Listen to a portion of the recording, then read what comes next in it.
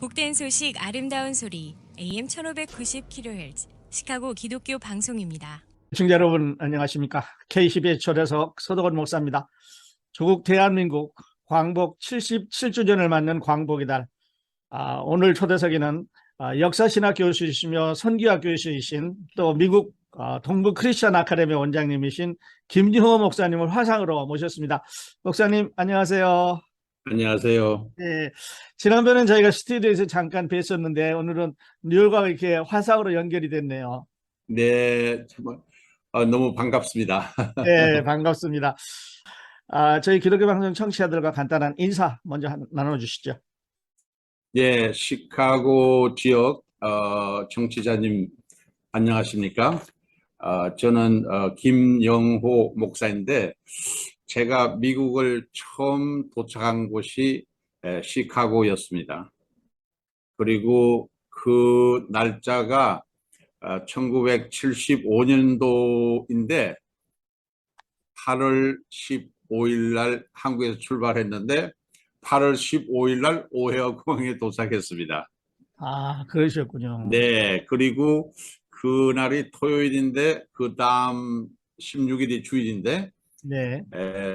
당시에 한교에서 급파격을 받고 주보가 다 나와 있는데도 불구하고 저를 설교자로 이렇게 초청해 줘서 그날 설교 제목이 제2의 해방이라는 제목으로 설교한 기억이 납니다. 그러셨군요. 네, 그래서 네. 시카고는 제가 지금 미국에 산지 오래됐지만 첫 발을 디딘 곳이고 목사로서 처음 바로 도착한 다음 날 설교를 또 특별히 제2의 해방이라는 제목으로 설교를 한 그런 아주 감동이 깊은 그런 지역에 계셔서 정말 반갑습니다. 그리고 76년도에 한여름을 제가 서머 잡도 가진 적이 있습니다. 예. 그래서 시카고 정치자들 저를 뉴욕에 있는 촌사람이라고 보지 마시고 시카고에 옛날에 살았던 거쳐간 같은 동포라는 마음으로 마음을 열어주시길 바랍니다. 감사합니다. 시카고는 아주 인연이 깊으신 그런 목사님이시네요. 네네. 네, 감사합니다. 목사님 올해가 이제 대한민국 광복 77주년인데요. 나라가 해방을 만든 것도 우리가 감격스럽지만 우리 크리스찬들에게는 또 다른 의미가 있을 것 같아요. 크리스찬으로서의 광복 77주년 어떤 의미가 있을까요, 목사님? 이거에 대해서 말씀해 주시겠습니까? 우리가 잘 아는 대로 7자는 성경에는 완전수로 되고 있죠. 예. 그래서 하나님께서도 6일 만에 천지를 창조하신 다음에 안식을 취하는 날까지를 포함해서 7일로 천지를 창조했다라고 하는 거죠. 그러므로 7자는 기독교 숫자이면서 또 일반 사람들은 럭키 예. 숫자라고 그렇게 얘기를 하고 지금도 우리가 생활하는 모든 것이 뭐를 기준으로 하고 있어요?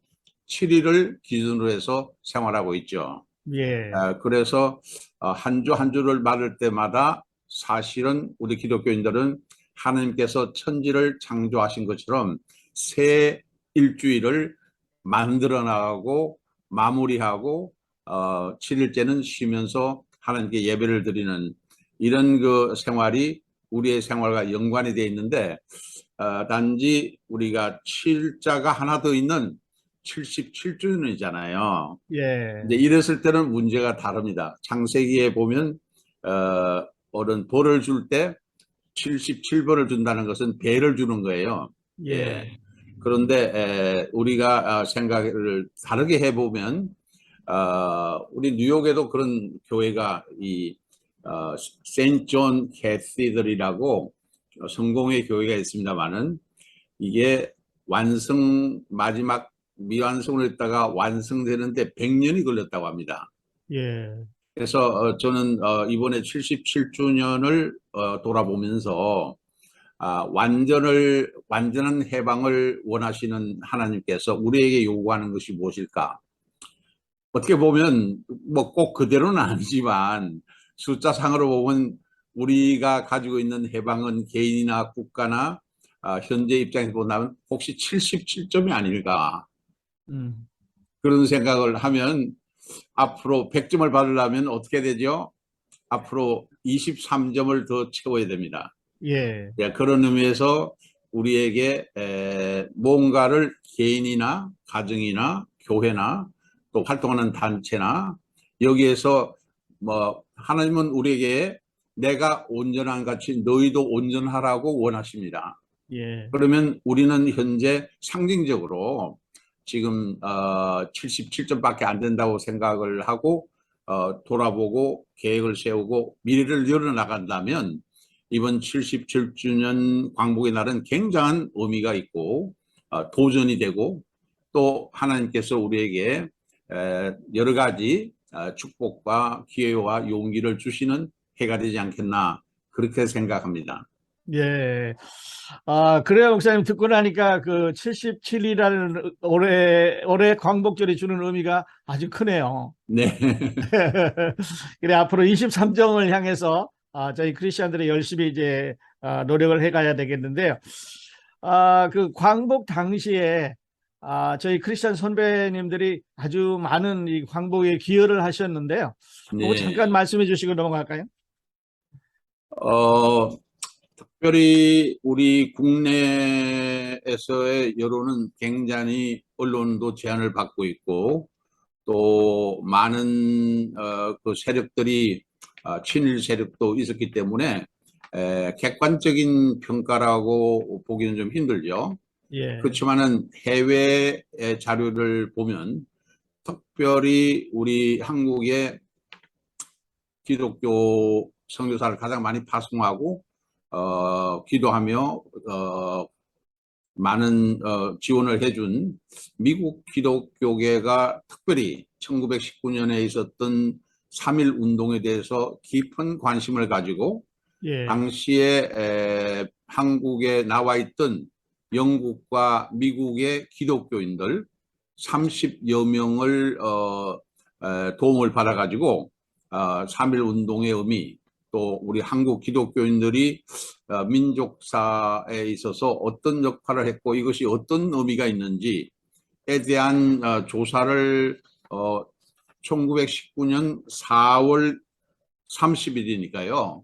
예, 3.1 운동이 있은 지 2달 만에 자료를 내놨습니다. 예, 그 자료에 근거하면 저도 이 자료를 보면서 감탄도 하고 반성도 하고 또 이렇게 가야 되지 않나 이런 평가를 우리 현재 한국 기독교도 다른 나라나 국제 여론에서 평가를 받으면 얼마나 좋을까 그런 귀중한 내용이 있기 때문에 제가 또박또박 그 내용을 길지만은 요약된 엑기스만 예, 좀 읽어 드리겠습니다. 예, 천천히 생각하면서 잘 들어보시면 이 내용이 정말 1919년도에 한국 교회에 대한 세계 기독교의 여론인가 너무 놀랍다 할 정도의 내용이 있습니다. 예, 들어보세요.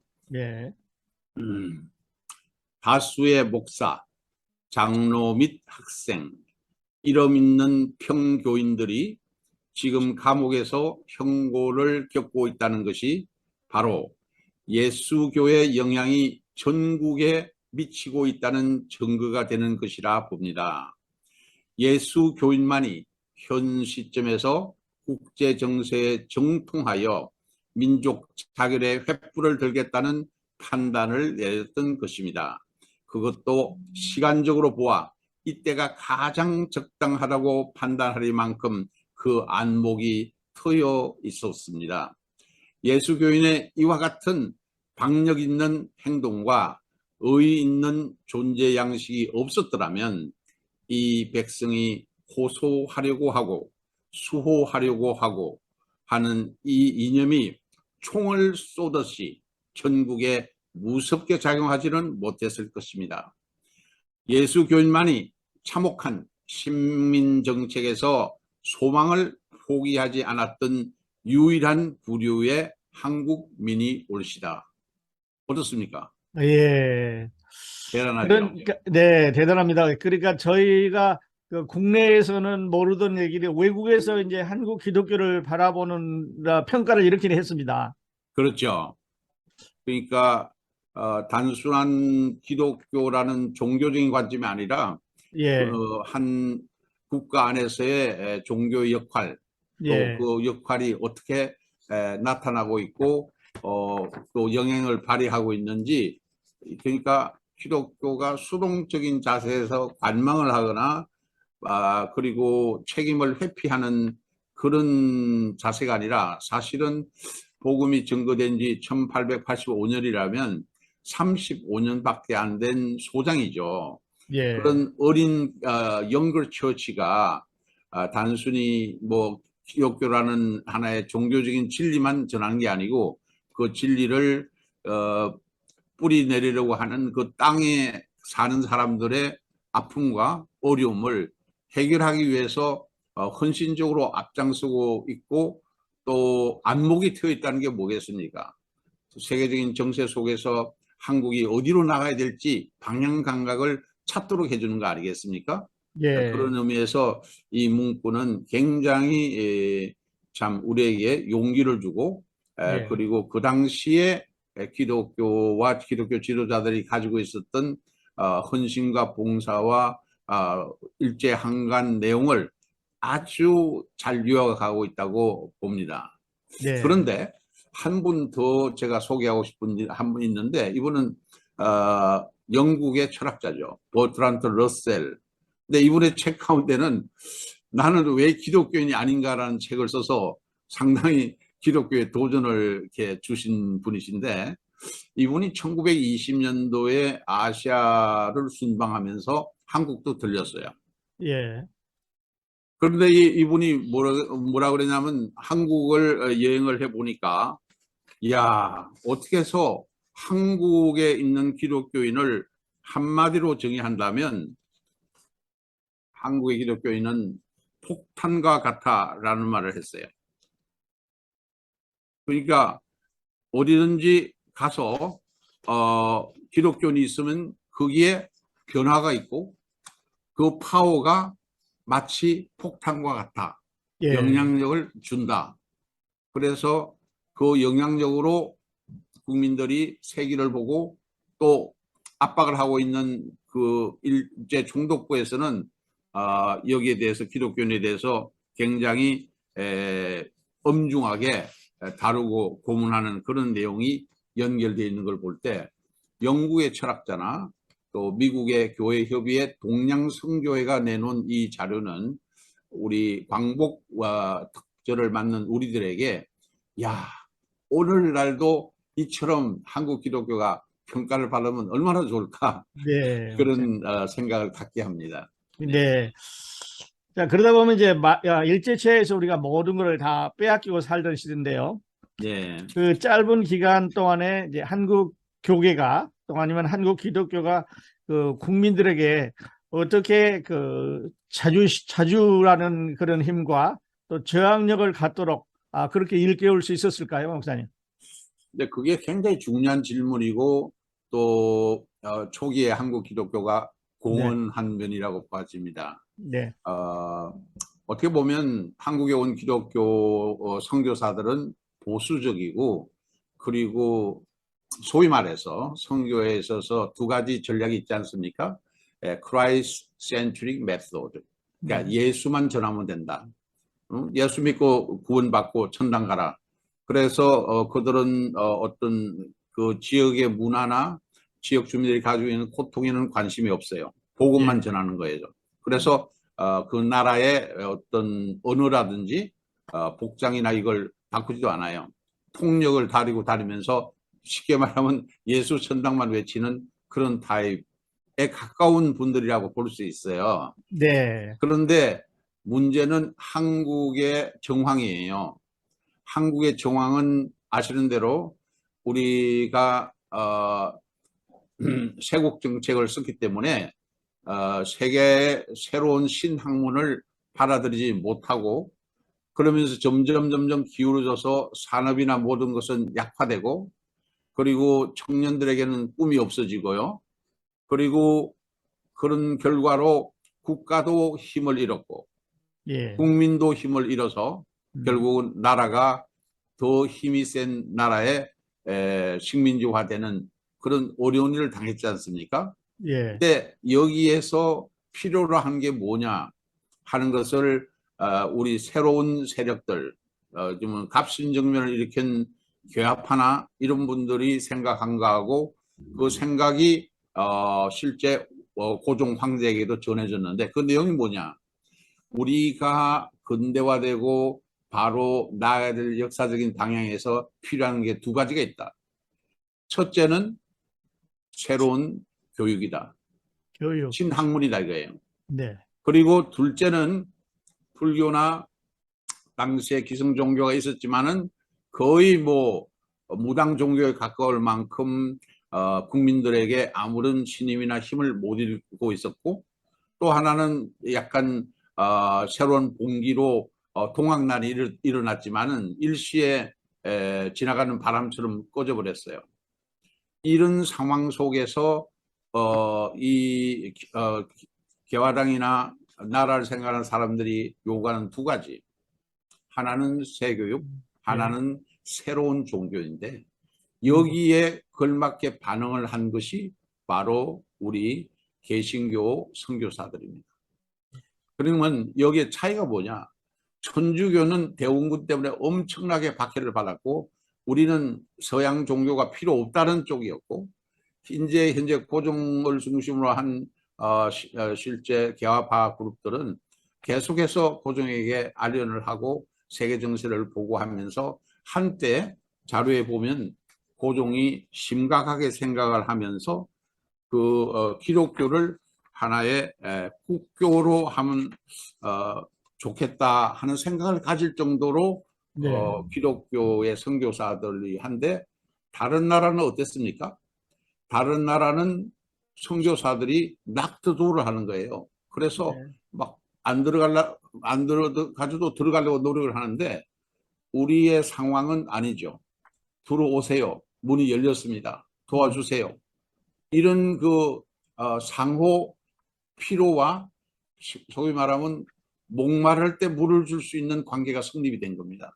예. 예, 여기에서 내세운 것이 물론 본격적인 선교 활동은 제한을 받지만, 그러나 학교 교육이라는 것을 통해 가지고 문호가 열리기 때문에 이 말씀한 그 자주와 그리고 항쟁의 힘이 어디서 길러졌느냐?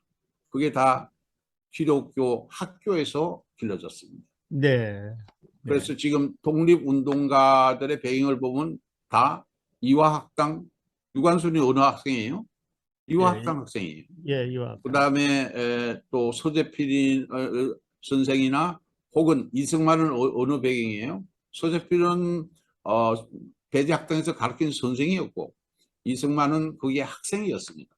예. 그러니까 그런 입장에서 본다 그럴 때 이 학교 교육 가운데서 가장 중심되는 교육이 뭐냐면 자주를 강조하는 교육이 중심이 됐는데, 그것이 학교만 아니라 교회도 선교 정책 가운데 우리가 잘 아는 네비우스 정책, 네비우스 정책의 요지는 자립입니다.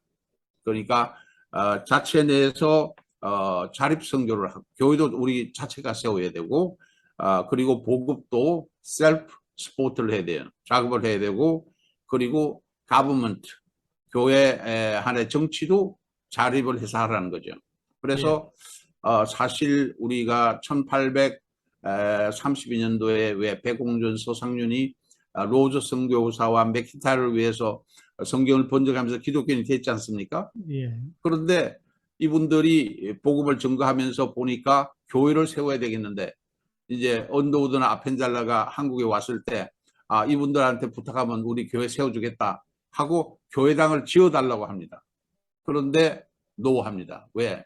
그들이 미우거나 그들이 다른 그룹이기 때문이 아니라 선교 정책상 자립 정책을 쓴 네비우스 정책에 근거해서, 아닙니다. 여러분들이 스스로 교회당을 지으세요. 여러분들이 교회 운영 기금을 마련하세요.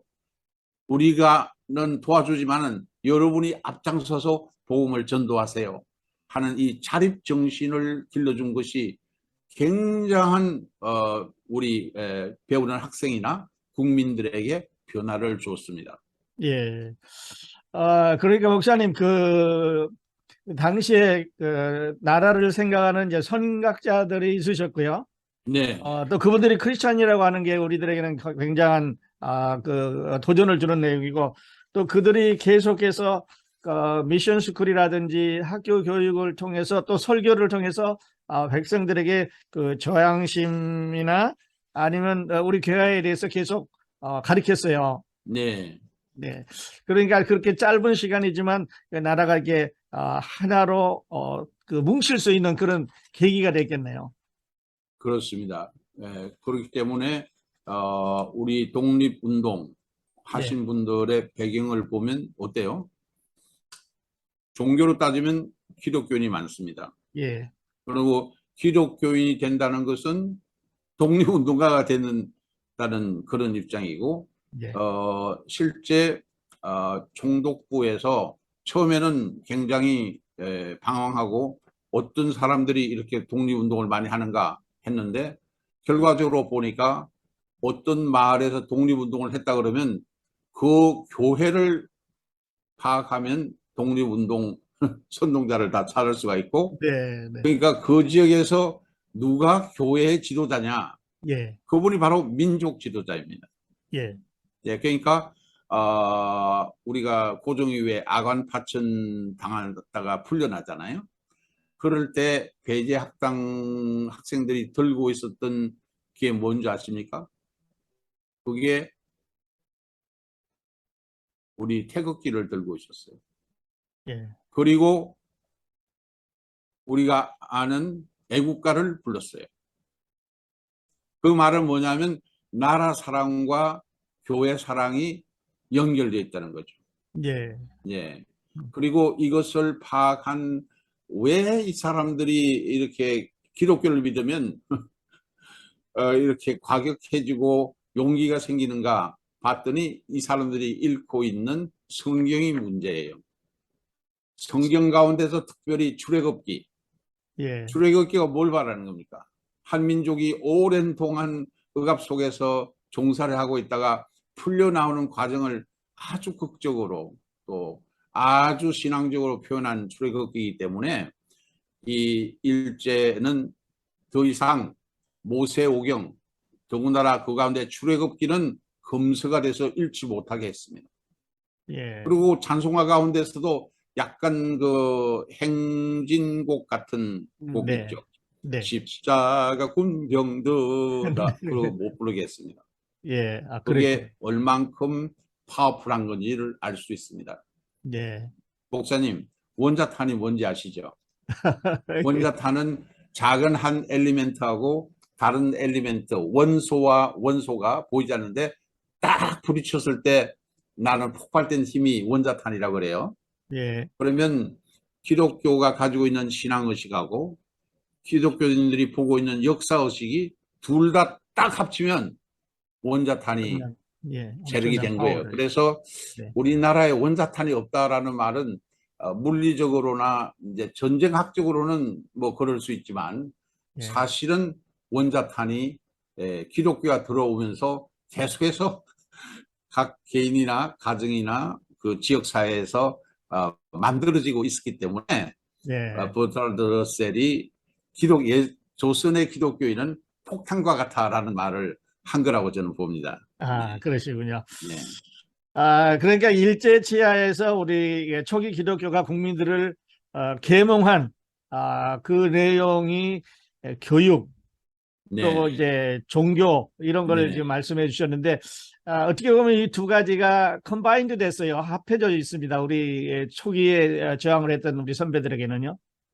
그렇죠. 그래서 여러분이 미국에 와서 여러 도시 다니시겠지만은 LA 쪽에 가보면 리버사이드인가 거기에 안창호 선생의 동상이 서 있습니다.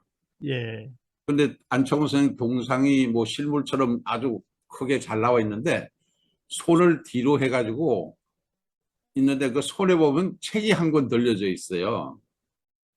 그런데 그 책이 뭔지를 설명을 안 하고 있는데 안창호 선생도 18세 나이로 방황하고 있던 시절에 밀러라는 선교사가 그렇게 돌아다니지 말고 우리한테 와서 신학문도 배우고 예, 하나님 말씀도 배우면서 새로운 꿈을 꿔라. 그러니까 노자돈이 다 떨어진 안창호는 너무너무 좋아가지고 그 길을 갑니다. 거기에 예, 바로 언더우드가 조금 더 보수적입니다. 그래요. 배제학당도 좋고 이화학당도 좋지만 우리가 복음을 전가하러 왔으면 예수를 전해야 된다. 그래서 길에 돌아다니는 그 고아와 같은 방황하는 청소년들을 12명을 가지고 시작한 학교 이름을 예수학당이라고 그랬습니다. 그 예수학당 12명 가운데 한 명이 바로 안창호 선생인데 이분이 동상 뒤에 숨기고 있는 책이 뭐겠습니까? 그것은 안창호의 일기문이나 안창호의 그 설교 속에 보면 그런 게 나오거든요. 힘이 없어. 나라도 힘이 없고 국민도 힘이 없고 희망도 없어. 그런데 힘을 줄 수 있는 분은 천지를 창조하고 역사를 주관하는 능력자이신 하나님인데 하나님에 대한 모든 말씀과 진리가 기록되어 있는 이 책 한 권을 독파하면 우리는 힘을 얻게 되고 한 사람 한 사람이 이 성경 말씀 속에 있는 하나님의 능력을 받아들이면 우리도 힘이 있게 되고 그러면 우리는 독립을 할 수 있다. 그래서 학교를 세웁니다. 예, 그 학교 세웠는데 이름이 우리에게 굉장히 상징적이고 앞으로 제가 학교를 세운다면 그 이름을 붙이고 싶어요. 학교 이름이 점진학교입니다. 예, 지금은 아니야. 그러나 점차적으로 좋아져. 우리 기독교에 말하면 sanctification 같은 그런 거죠. 네, 지금은 아니지만 점차적으로 좋아지는 학교, 점진학교. 얼마나 뜻이 좋습니까, 목사님? 예, 예, 그래서 기독교 교육 자체가 나라를 살리는 하나의 신학문의 센터이자 희망을 주고 용기를 주고 힘을 주면서 점차적으로 현재는 아니지만 힘을 잘 연결하고 모으면 우리에게 희망이 있다는 좋은 메시지를 주는 하나의 센터가 바로 학교였다고 보면 되겠습니다. 네. 예, 감사합니다. KCB 초대석 광복 77주년을 맞는 오늘 초대석에는 역사신학과 선교학 교수시며 미 동부 크리스천 아카데미 원장님이신 김용호 목사님 화상으로 모시고 대화를 나누고 있습니다. 자, 목사님, 이제 대한민국의 독립에 우리 기독교인들이 큰 역할을 했다 이런 말씀인데요. 네. 그렇게 하기까지 그 많은 분들이 희생을 치렀습니다. 그 투옥된 이야기를 우리가 다 하기는 시간이 안 되겠습니다만은, 그 특히 이제 기독교 지도자들이 어떻게 그들에게 저항하고 투옥되셨는지 이걸 좀 말씀해 주시겠어요? 그래서 이 3.1 운동을 중심으로 해서 보면요. 그 당시에 피살된 동포가 7,509명이고요. 부상자가 5,961명인데 피감된 인원이 46,948명이 피감됐다가 예, 유죄로 기소가 된 인원이 9,458명입니다. 예, 그런데 그 중에서 기독교인이 2,033명이에요. 예, 그러면 여기에 얼마죠? 4명 중에 1명은 기독교라는 얘기잖아요. 그럼 네, 25%예요. 근데 당시에 기독교는 뭐 5%도 아니거든요. 그러니까 예, 1919년 당시에 인구가 1,700만인데요. 그 가운데서 기독교는 100만 정도밖에 안 되니까 아주 퍼센테이지로는 약한데 이 독립운동과 관련돼서 완전히 기소가 된 죄가 있다고 기소가 된 인원의 4명 중에 1명이 기독교인이라는 것은 기독교인 지도자가 놀랍네요. 얼만큼 활동을 했는가를 잘 알 수가 있어요. 그래서 네, 우리 교회 역사 속에 보면 105인 사건도 있고 그 외에 여러 가지 하나의 핑계를 대고 기독교인을 잡아들이는 그 구실을 많이 만들었죠. 그런데 문제는 이 잡아들여서 뭐 좋은 대우를 기대 안 하지만은 기본적인 식량 공급이라든지 인권이 지켜지면서 해야 되는데, 이 일제 치하에 감옥에 간다고 하는 것은 땅 위에 있는 지옥이라 마찬가지예요. 근데 예. 제가 그 고문의 내용을 읽으면서 너무 마음이 아파요. 여러분도 고문의 내용을 어떤 건지 한번 들어보실래요? 네, 몇 가지만 말씀을 드리겠는데, 첫째는 작은 나무 상자 속에 범인을 잡아 넣는 것인데, 바로 설 수도 없고 앉을 수도 없고 새우처럼 구부리고 선 채로 여러 시간을 지나게 하는 그 고통을 준 게 발견이 됐고요. 둘째는 머리에 칼을 씌워가지고 높이 메어 달되 발이 땅에 닿지 않게 하고 겨우 발가락 끝만 달락말락하게 하니까 그 고통이 어떻겠어요. 네. 세 번째는 팔을 뒤로 꺾어서 다리에 얽어 묶어서 근육의 고통을 받게 하는 그런 것도 했고요. 네 번째는 팔을 뒤로 젖혀 가지고 땅에 눕혀놓고 나무 토막을 목덜미에 대고 목을 뒤로 젖힌 다음에 코에 물이나 고춧가루를 부어 넣는 것. 마지막으로 참대 바늘로 손톱 사이를 찌르고 수없이 태형을 가해서 마침내 목숨을 잃게 하는 그런 방법을 썼는데, 이런 것을 태형은 너무 비인도적이죠. 너무 예. 비인도적인데, 특별히 우리 여성들이 검거가 되고 그러면 한 여성이 1919년 3월 21일 날 검거돼서 고문을 당한 여성의 진술을 읽어보면 너무너무 마음이 아파요. 눈물이 예. 나요. 그들은 내 몸을 돌려가면서 마구 구타해서 전신에 땀이 흠뻑 젖었다. 내 알몸을 사정없이 때리고 땀이 흐르면 찬물을 껴안곤 했다. 춥다고 말하면 그때는 담뱃불로 내 살을 찢었다. 또 한 전도부인은 두 손을 다 묶였을 뿐만 아니라 두 발을 꽁꽁 묶인 채 기둥에 매달리게 됐다. 우리들은 성경책을 다 빼앗기고 기도는 고사하고 서로 말도 못하게 했다. 사람으로는 견딜 수 없는 무서운 욕과 조롱을 우리는 다 받았다. 예. 네. 이거 인권 유린 이만저만 아닙니다. 이런 거를 일본 총독부가 했는데, 그리고 4개월 동안에요 14만 장의 조서를 만들고 이것을 보통 선동제가 아니라 내란제는 뭐죠? 반역이에요. 예. 그러면 반역은 죽이는 거예요. 다 사형감이라고 해가지고 그렇게 했는데, 다행이랄까요? 제암리 사건 아시죠?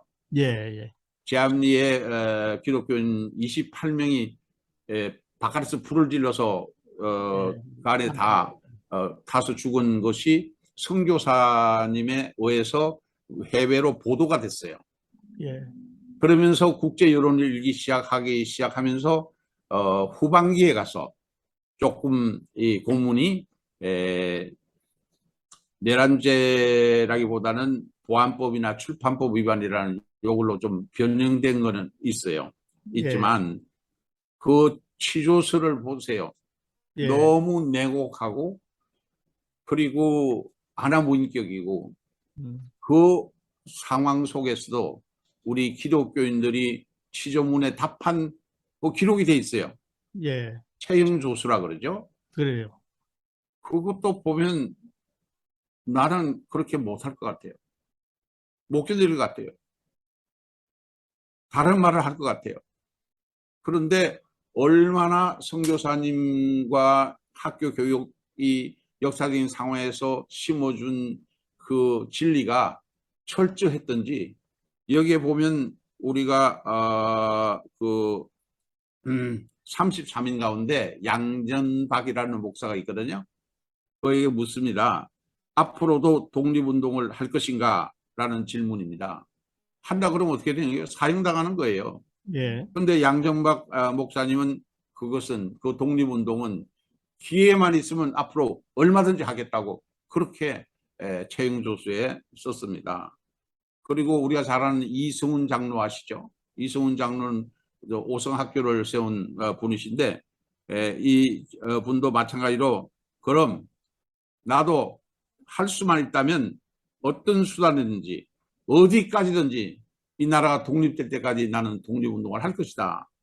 그렇게 말했는데 여기에 김창군이라는 전도사가 한 말 속에 보면 그 신앙의 내용이 포함되어 있어요. 뭐라고 했냐면 이 독립운동은 하나님의 의사에 합하는 일이라고 생각한다. 하나님이 우리에게 시켰고 하나님이 하라고 해서 하는 거다 이거예요. 예. 독립운동에 참가한 후 기도하면서 하나님의 뜻을 묻고 이 같은 생각을 했다. 그러니까 내 생각이나 내 판단이나 내 의지로 한 게 아니라 하나님의 뜻에 근거해서 기도하면서 내가 이 일을 했기 때문에 절대 나는 마음을 바꿀 수가 없다는 강력한 그런 메시지를 전하고 있습니다. 예. 목사님 아주 이어서 채용 조서에 나타난 일부 우리 선진들의 위트네스, 그러니까 증언을 말씀을 해주셨는데요.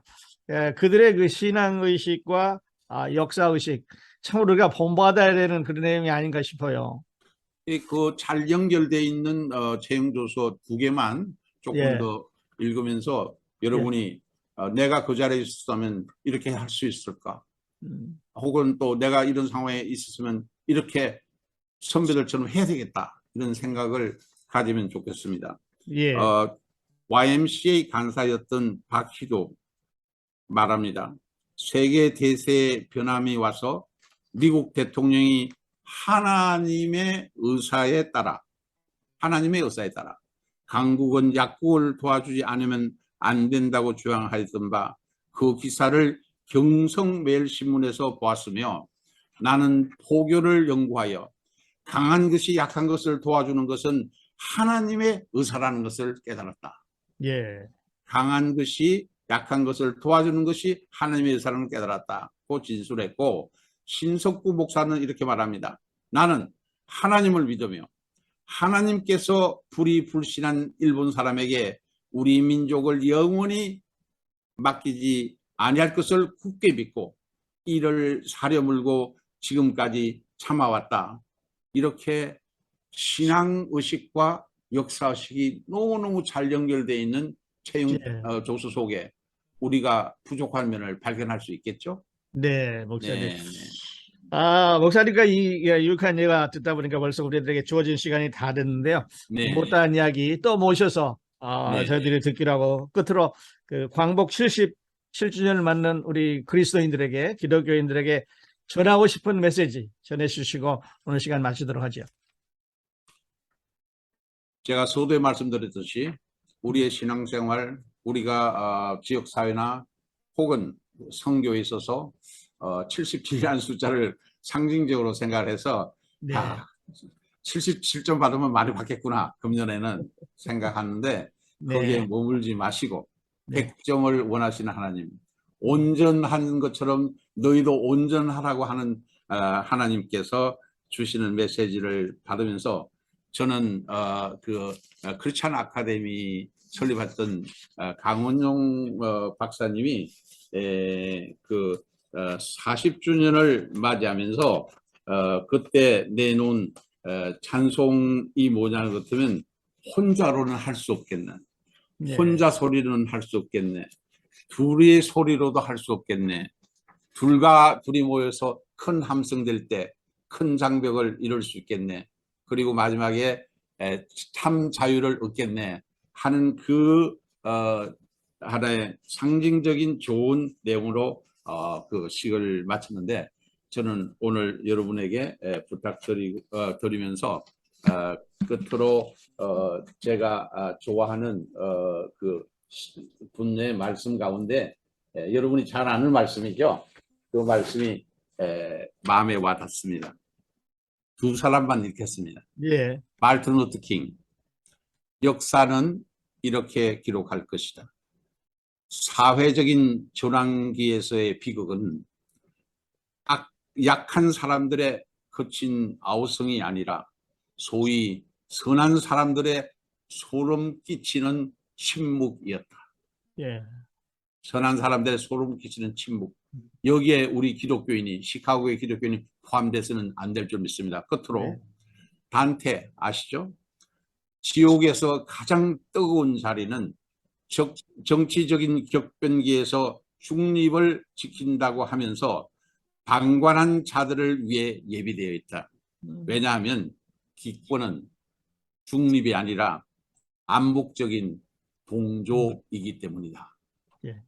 하나님의 능력 주시면 네. 우리가 모든 것을 할 수 있는 줄 압니다. 혼자가 아니라 같이 협력해서 주 안에서 우리에게 주시는 하나의 숙제들 여러분 잘 해나가서 23년 기다리지 말고 내년도에 100점 받는 시카고 우리 기독교인 여러분이 되기를 주님의 이름으로 축원합니다.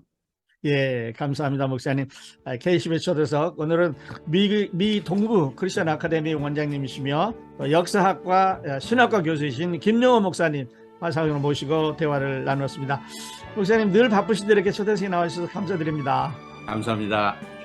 함께해 주신 애청자 여러분 감사합니다. 저는 다음 시간에 다시 뵙겠습니다. 안녕히 계십시오. 안녕히 계세요.